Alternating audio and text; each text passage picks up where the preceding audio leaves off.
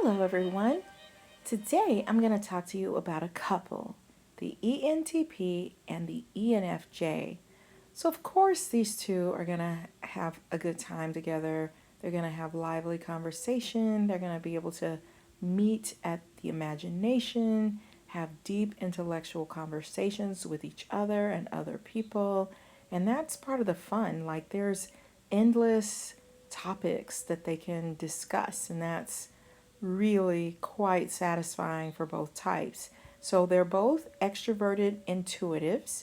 So it's nice to have a couple of preferences in common. I think there can be a pretty intense, strong attraction to each other with these two. Whether it results in a relationship or not, they're often drawn to each other, or they feel close, or they feel an attraction. There's just this magnetic pull, this curiosity, this deep interest. These two can talk or engage rarely, and that conversation is going to last for a very, very long time. So, in other words, some relationships you keep coming back for more every day, but with this one, it could be so intense that one conversation every now and then is so strong and so impactful that it satisfies for a long, long time.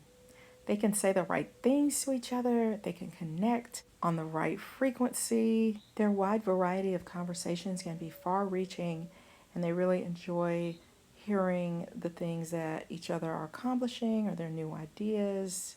They can have a pretty powerful spiritual connection with each other, or be able to get into theories and speak their thoughts and how they feel about different scenarios together. They can both be friendly, outgoing people and enjoy making connections and getting into the minds of other people, connecting with them, helping them with problems. I know as an ENFJ, I find that if I'm struggling with something, an ENTP is a good person for me to go to because they're going to help me delve deeper. And not all types can get me to that place or challenge me in a way that it actually gets me out of a rut or takes me to a new level of thinking. So sometimes I need to be mentally stimulated, and this type can be great at that. So I'm going to say a couple more really positive things, but just to warn you, I'm going to talk about some frustrations because I have to be fair.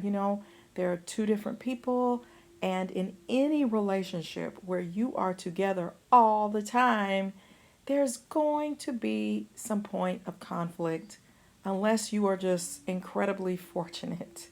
So please don't take it personal. If you do, just skip over it. They can both have a very wide variety of friendships. ENTPs can really enjoy how warm and intellectually deep the ENFJ is, and they like how comfortable and at ease they are when they're engaging with people.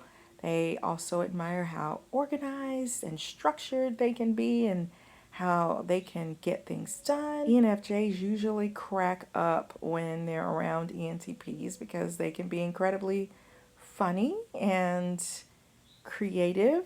They can have a very playful, teasing relationship with each other. And the good thing is they can figure out ways to overcome challenges that they may face in their lives. I think there are a lot of people who are ENTPs that have an it factor, a very strong it factor. They can be very good with engaging with people. They can act with boldness. They have a lot of charisma that the ENFJ really is drawn to. They can really help each other a lot in a variety of ways. Like the ENTP can help the ENFJ get out of situations that they don't want to be part of. They can help them to take a few chances and not get stuck in the same old routine. ENFJs can help ENTJs focus more and hone into their organizational skills and stay true to their values, prioritize, and stick with commitments that they make. And ENFJs can help them to become more sensitive to other people. In an interesting way, ENFJs and ENTPs can be similar in the sense that they both have a very high level of people skills. So ENFJs may not say everything that they're thinking because they don't want to hurt someone's feelings. They like using tact. So you may not be getting the full viewpoint. ENTPs can do the same thing, but in a different way. And it's because they kind of know what people want to hear, even if it's not totally correct. Here's where it can get a little tricky. I think both of these types can be pretty darn good at reading people, even though they may read people in different ways. And so if one type feels like the other one is playing mind games, then the other one is going to catch on to that very easily and quickly, and that's going to become a problem. Where they can become frustrated is how they make decisions, because the ENTP, they need for things to be rational and make sense. So sometimes they need the ENFJ to be more objective, or they don't understand how their feelings are getting so involved in the choices that they're making. They want to be objective about things. The ENFJ might take things too personally and forget to listen to things objectively and take in constructive criticism and appreciate it at times. ENFJs may become frustrated with a plethora of ideas that the ENTP comes up with, and because they're going to need to execute and finish all of those in order to feel satisfied, and sometimes that's where they may differ. But when an ENFJ starts pointing out all the different reasons why their idea is not going to work, it could be really like deflating to an ENTP because they want to play around with their ideas because it's fun. ENTPs are going to be more spontaneous. They may have company over unexpectedly that might not go over so well with an ENFJ. Now, some ENFJs may love that, but that type of spontaneous interruption of time could be bothersome to an ENFJ. So let's talk about some things that you can do to have a successful relationship.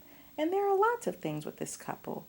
So here's some tips. Let's start with ENTPs. If you have an ENFJ partner, you want to always validate their feelings. Let's face it, dealing with someone's feelings can be hard, especially when they're upset about something, but you don't want to give the message that they should just get over it. Here's another tip. Acknowledge their caring ways towards you. They'll really like that. ENFJs are not naturally spontaneous like you. So this is an area where you'll want to exercise patience, not criticism. That will get you further. And it may help them to develop their spontaneity skills and not crush them into never wanting to be. If you make plans, be sure to follow through with those because that builds trust with your ENFJ mate. Take an active role in things that need to be done around the house. Those are not so fun things to do, but it will take the weight off of your mate. Have patience with your mate when they want to talk about something that's emotional for them, because that's kind of the way that an ENFJ may work through their anxiety and frustration, even if they've already said it to you before. Be a sounding board, be a listening board. Reassure them and encourage them. ENFJs, here's how you can reach your ENTP mate. For one thing, I think it would be fun for you to be open to debating with them sometimes on some issues. You also have very strong opinions on some things, so get in there with them and don't take it personally. Give them room to keep some things open. Everything doesn't have to have closure If your mate comes up with 5 or 6 things a month that they want to try or be adventurous with, then try to go with at least one of those where you're open and you go with the flow. Remember, praise goes a long way, so you want to be positive when your mate does do something around the house that you really appreciate rather than nagging. Get excited when your ENTP mate has creative ways for moving forward career-wise. They appreciate your enthusiasm. Allow your partner to express their many and varied ideas and just have fun listening to them. Refrain from making corrections or pointing out the things that you don't feel will be effective. Put that on reservation.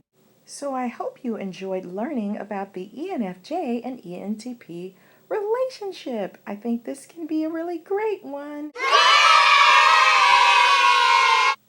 If you'd like to see more couples relationship videos like these, then hit the thumbs up button. Remember to subscribe. And thanks for watching Tams PsychAdvice. And I'll see you on the next video.